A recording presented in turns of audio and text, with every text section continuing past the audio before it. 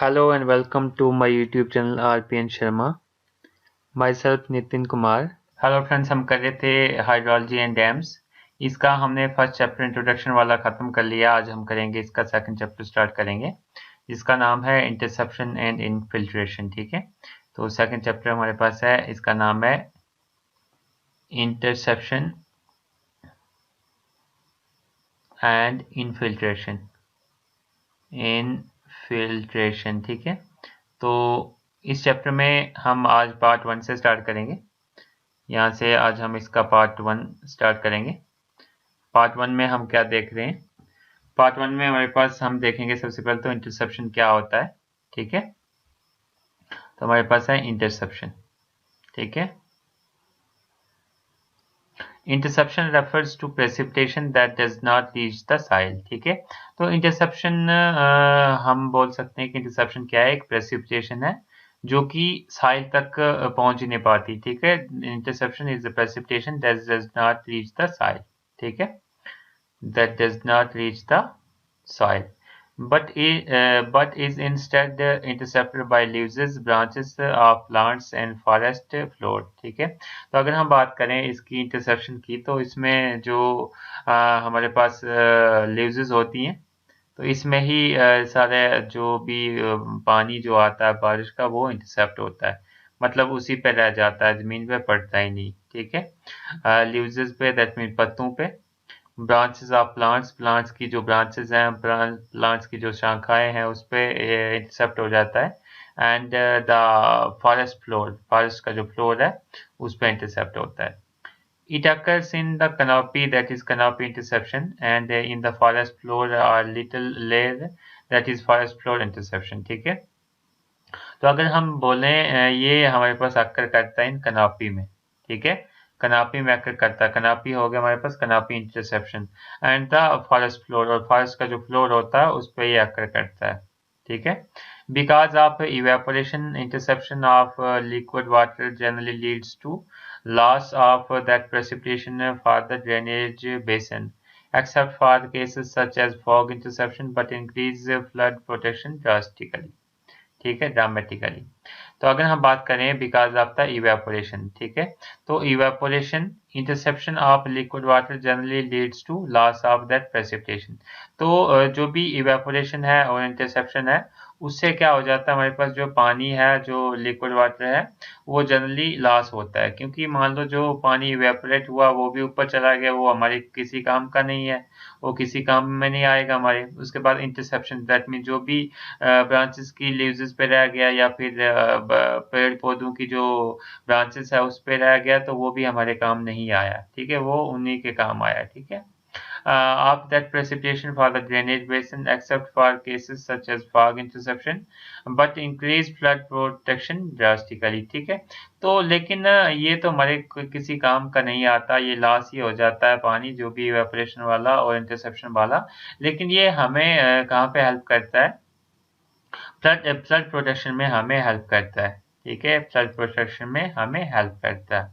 जिस एरिया में अगर मोस्टली फ्लड वगैरह आते हो, तो वहाँ पे हम अगर पेड़ वगैरह लगा दें, तो पानी जितना भी है वो सारा इंटरसेप्ट हो जाएगा, वो सारा पेड़ों पे इंटरसेप्ट हो जाएगा, जिससे कि फ्लड वगैरह नहीं आएंगे या फिर लैंडस्लाइडिंग वगैरह नहीं होगी। ठीक है, इसकी अगर हम बात करें definition of canopy and forest floor interception. ठीक है, intercepted snowfall does not result in any notable amount of evaporation।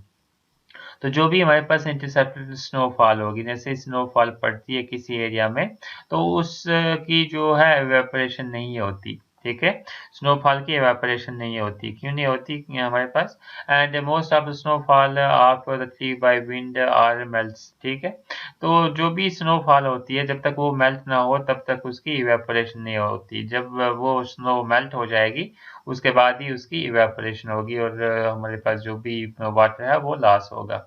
However, intercepted snow can more easily drift with the wind out of the watershed। ठीक है, तो अगर हम बात करें intercepted snow की, जो भी स्नो इंटरसेप्ट हुई होगी, जिसमें पेड़ पौधों पे टिकी होगी, तो विंड की वजह से वो एक जगह से दूसरी जगह जा सकती है, लेकिन वो एवेपोरेट नहीं होती है। ठीक है, मोर इजली ड्रिफ्ट, ड्रिफ्ट का मतलब होता है एक जगह से दूसरी जगह मूव करना। विद द विंड के साथ, ठीक है, out of the water shell. Conifers have the greatest interception capacity then hardwood. हमारे पास कोनिफर्स होते हैं जिसकी मोर इंटरसेप्शन कैपेसिटी होती है, मतलब मोर स्नोफॉल को वो इंटरसेप्ट कर सकते हैं देन द हार्डवुड के मुकाबले में।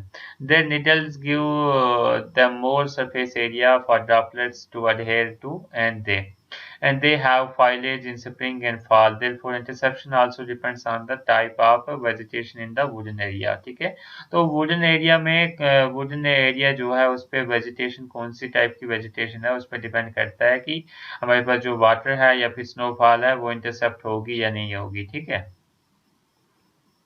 तो यहाँ पे हमारे पास एक एग्जांपल, एक फोटोग्राफ दिया हुआ है, some rain collecting on an acer leaf. तो ये एक एसर लीफ है, तो इस पे हमारे पास रेन कलेक्ट हो रही है। रेन कलेक्ट होना दैट मीन्स रेन वाटर जो है इंटरसेप्ट हो रहा है, इस पे टिक रहा है रेन वाटर, ठीक है, वो नीचे नहीं जा रहा, नीचे भी आ रहा है लेकिन कुछ अमाउंट में, कुछ अमाउंट जो है इसका लीव्स पे, जो भी इसकी जो लीव्स है इस पे टिक रहा है, ठीक है। तो इसी को हम इंटरसेप्शन बोलते हैं, ठीक है। आई होप आपको ये लेक्चर समझ में आ गया होगा। अगर आपको कोई भी डाउट हो तो आप कमेंट सेक्शन में पूछ सकते हैं। तो हम देख लेते हैं इंटरसेप्शन। तो ये हमारे पास इंटरसेप्शन में ही कुछ पॉइंट्स हैं। Trees like Norway maple and small levied lime have an interception of approximately 38% of grass precipitation in temperate climate, ठीक है। तो अगर हम बात करें, कुछ ट्रीज है हमारे पास, जैसे कि हमारे पास नॉर्वे मैपल आ गया, ठीक है, एंड स्मॉल लीव्ड लाइम, ठीक है, स्मॉल लीव्ड लाइम मतलब लाइम ट्री जिसके स्मॉल लीव्स हैं, ठीक है। तो वो इंटरसेप्शन करते हैं 38%, ठीक है, 38% जो टोटल हमारे पास प्रेसिपिटेशन है उसका जो 38% है वो इंटरसेप्शन कर लेते हैं, मतलब इंटरसेप्ट कर लेते हैं अपने आप में, वो पकड़ लेते हैं एक किस्म का उसको, ठीक है, इन द टेम्परेट क्लाइमेट, ठीक है। The interception depends on leaf area index. तो जो इंटरसेप्शन है वो किस पे डिपेंड करता है, लीफ एरिया इंडेक्स पे। लीफ एरिया इंडेक्स पे क्यों डिपेंड करता है, क्योंकि लीफ का एरिया जितना ज़्यादा होगा तो उतना वो पानी को इंटरसेप्ट करेगा, मतलब पानी को वो अपने आप पे जज्ब करेगा, ठीक है। And what kind of leaves they are, एक तो लीफ लीफ का जो एरिया है उस पर डिपेंड करता है, उसके बाद डिपेंड करता है कि वो कौन से टाइप का लीव्स है, कौन से टाइप की लीव्स हमारे पास है, ठीक है। इंटरसेप्शन में इंक्रीज इरोजन और reduce it depending on the throughfall effect, ठीक है। तो जो भी इंटरसेप्शन है वो हमारे पास इरोजन को इंक्रीज भी कर सकती है और इरोजन को रिड्यूस भी कर सकती है। इरोजन हो गया हमारे पास, जैसे हम बोलेंगे साइल इरोजन, तो साइल इरोजन का मतलब हो गया साइल का खिसकना। तो साइल इरोजन को ये इंक्रीज भी कर सकती है और ये रिड्यूस भी कर सकती है। तो वो डिपेंड करता है कि हमारे पास जो थ्रू फॉल इफेक्ट है वो कैसा है, मतलब वो लीव्स पे पानी पड़ रहा है, पड़ने के बाद वो कितने आस्था से या कितने जोर से वो जमीन पे पड़ता है। तो जितने आस्था से पड़ेगा तो उतना साइल इरोजन नहीं होगा, रिड्यूस होगा, और जितना ज़्यादा जोर से पड़ेगा तो साइल इरोजन जो है इंक्रीज होगा हमारे पास, ठीक है। आई होप आपको सब चीज़ें समझ में आ रही होंगी। अगर आपको कोई भी डाउट हो तो आप कमेंट सेक्शन में पूछ सकते हैं। नेक्स्ट हमारे पास इसी में टॉपिक है, एक बहुत ही इंटरेस्टिंग टॉपिक और इम्पोर्टेंट टॉपिक है जिसका नाम है इवेपो ट्रांसपिरेशन, ठीक है। दैट मीन्स हम इसको ईटी से भी डिनोट करते हैं, ई आगे मतलब इवेपो एंड टी आगे ट्रांसपिरेशन, ठीक है, इवेपो ट्रांसपिरेशन, ठीक है। इवेपो ट्रांसपिरेशन क्या है, evapotranspiration is the sum of evaporation and transpiration. अगर हम बात करें इवेपो ट्रांसपिरेशन की, तो इवेपो ट्रांसपिरेशन किसका सम होता है, इवेपो ट्रांसपीरेशन, ठीक है। इवेपोट्रांसपीरेशन दो टर्म्स को मिला के बना हुआ है, एक आ गया हमारे पास evaporation, evaporation plus transpiration, evaporation plus transpiration, ठीक है। दो टर्म्स को मिला के बना है इवेपोट्रांसपीरेशन, एक आ गया हमारे पास इवेपोरेशन, एक आ गया ट्रांसपीरेशन, ठीक है। दैट मीन्स यहाँ पे हम देखें, it is the sum of the evaporation and plant transpiration from the Earth's land and ocean surface to the atmosphere. Evaporation accounts for the movement of water to the air, ठीक है। तो evaporation हमें पता है कि जो भी पानी है वो एयर में मूव हो जाना, ठीक है। मतलब हमारे पास यहाँ पे पानी है कहीं पांड में या किसी चीज में, वो ऊपर उड़ जाएगा, एयर में चला जाएगा, मतलब भाप बन के एयर में चले जाएगा, उसको बोलते हैं हम इवेपोरेशन, ठीक है। तो यहाँ पे लिखा हुआ है evaporation is the accounts for the movement of water to the air from sources such as जैसे साइल से एयर में चला गया पानी, उसको हम evaporation बोलते हैं। कनापी इंटरसेप्शन एंड वाटर बॉडीज से पानी चला गया हमारे पास एयर में, तो उसको हम बोलते हैं अपना evaporation, ठीक है। Transpiration accounts for the movement of water within a plant and and the subsequent loss of water as a vapor through stomata in its leaves, ठीक है। तो एक हमारे पास evaporation होता है, एक ट्रांसपिरेशन होता है। तो ट्रांसपिरेशन का मतलब क्या होता है? ट्रांसपिरेशन का मतलब हमने पीछे भी डेफिनेशन देखी थी, यहाँ पे भी मैं बता देता हूँ। तो ट्रांसपिरेशन का मतलब होता है इसमें भी वाटर मूव करता है, ठीक है, movement of water within a plant, इसमें जो वाटर मूव करता है within a plant, plant के अंदर ही मूव करता है। And the subsequent loss of water as a vapour through stomata, तो इसमें जो पानी जो सब्सिक्वेंट लॉस होता है वो थ्रू स्टोमेटा, स्टोमेटा के थ्रू लॉस होता है इन इट्स लीव्स, ठीक है। तो मतलब अगर हम इवेपोरेशन की बात करें तो नॉर्मली हमारे पास कोई पांड है, मान लो ये पांड है, तो पांड से हमारे पास पांड में पानी है, तो यहाँ से वेपर बनेंगे, तो यहाँ पे हमारे पास ये वेपर चले जाएंगे एयर में, तो इस प्रोसेस को हम इवेपोरेशन बोलते हैं। और ट्रांसपिरेशन किस प्रोसेस को बोलते हैं? जैसे हमारे पास कोई पेड़ है, पेड़ का मान लो ये लीव्स है, ये मैंने एक पेड़ बना दिया, इस पे लीव्स बना दिए बहुत सारे, तो ये इसमें क्या होगा, पानी जो है, पानी की मूवमेंट होगी, ठीक है, पानी की मूवमेंट होगी, यहाँ जमीन से पानी की मूवमेंट होगी, वो पानी आ जाएगा इन लीव्स में, लीव्स में छोटे छोटे होल्स होंगे, उनको हम स्टोमेटा बोलते हैं, और यहाँ से पानी क्या हो जाएगा, पानी के वेपर्स बन जाएंगे और पानी चला जाएगा इसमें भी एयर में, तो इस प्रोसेस को हम बोलते हैं ट्रांसपिरेशन, ठीक है। तो वेपर ट्रांसपिरेशन का मतलब आपको समझ में आया होगा। इवेपोरेशन हमारे पास ये वाला प्रोसेस है, और ट्रांसपिरेशन हमारे पास इस टाइप का प्रोसेस होता है, ठीक है। Evapotranspiration is an important part of water cycle, तो वाटर साइकिल का एक बहुत ही इंपॉर्टेंट पार्ट है ये इवेपोट्रांसपिरेशन, मतलब इसमें भी वाटर रिसाइकल होता है। वाटर पहले जमीन पे आया, पानी में चला गया, पानी से फिर वेपर बने, फिर एयर में चला गया, तो सेम प्रोसेस। ऐसे ही हमारे पास जमीन में पानी आया, जमीन में चला गया पेड़ के पास, पेड़ से ऊपर चले आया और लीव्स में चला गया, लीव्स के स्टोमेटा से ये फिर चला गया एयर में, ठीक है। that contributes to evapotranspiration can be called as evapotranspirator, ठीक है।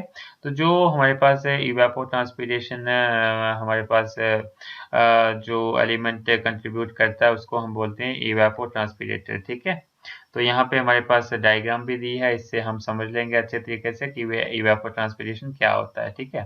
तो यहाँ पे है evapotranspiration, evapotranspiration equal to transpiration plus evaporation, ठीक है। तो यहाँ पे हमारे पास हम देख रहे हैं यहाँ पे इवेपोरेशन हो रही है, सिंपली पानी है, ये भाप बन के ऊपर चले जा रहा है एयर में, तो इसको हम इवेपोरेशन बोलते हैं। ट्रांसपिरेशन किसको बोलते हैं? कुछ पानी इन रूट में चले जा रहा है, इन रूट में जाने के बाद यहाँ पे इनके लीव्स में आ जाएगा, और लीव्स में आने के बाद ये इसकी मूवमेंट होगी पानी की, ये लीव्स के स्टोमेटा, दैट मीन्स कुछ होल्स होंगे लीव्स में, तो उससे पानी ऊपर आके चले जाएगा, अपने एयर में चले जाएगा, ठीक है। यहाँ पे है ग्राउंड वाटर रिचार्ज। तो यहाँ पे अगर हम बात करें water cycle of earth surface showing the individual components of transpiration and vapour transpiration, ठीक है। तो ये एक वाटर साइकिल की ही डायग्राम है, अगर हम बोलें तो ये एक वाटर साइकिल की हमारे पास डायग्राम यहाँ पे शो की गई है। यहाँ पे इवेपोरेशन एंड ट्रांसपिरेशन का प्रोसेस शो किया गया है, ट्रांसपिरेशन एंड इवेपोरेशन, यहाँ पे इवेपोरेशन का प्रोसेस शो किया है और यहाँ पे ट्रांसपिरेशन का प्रोसेस शो किया हुआ है। Other closely related process shown are runoff and ground water recharge. तो अदर प्रोसेस यहाँ पे एक runoff, ground runoff हमारे पास शो किया हुआ है, एक ग्राउंड वाटर रिचार्ज शो किया हुआ है, ठीक है। मतलब कुछ पानी जो बारिश का आएगा, कुछ यहाँ से बहेगा ऊपर, ऊपर से जमीन के ऊपर से चले जाएगा, और कुछ पानी कुछ इसके अंदर चले जाएगा, ठीक है। तो ये सारा प्रोसेस जो है वाटर साइकिल का है। तो ये डेफिनेशंस हमने पहले भी देखी थी। आई होप ये लेक्चर आपको समझ में आया होगा। अगर आपको कोई भी डाउट हो तो आप कमेंट सेक्शन में पूछ सकते हैं। Thank you. If you like the videos then like, comment, share and subscribe my YouTube channel.